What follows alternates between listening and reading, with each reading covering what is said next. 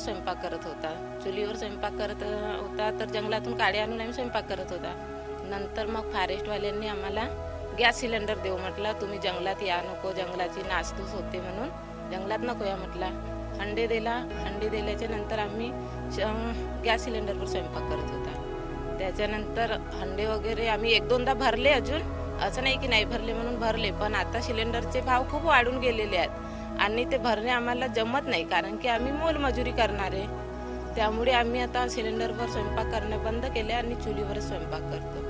आणि जर सिलेंडरचे भाव कमी असते तर आम्ही भरलाही असता, पण 900 पर्यंत म्हणजे खूप होऊन गेले ना.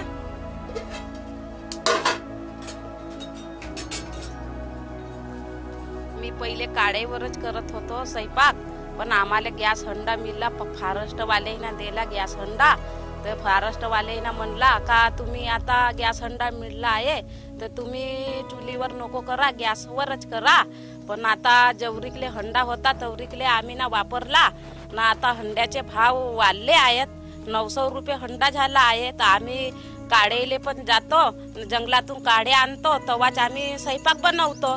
काड्यासाठी जावाच लागते आम्हाला. आम्ही का कच्चे तांदूळ खाऊन का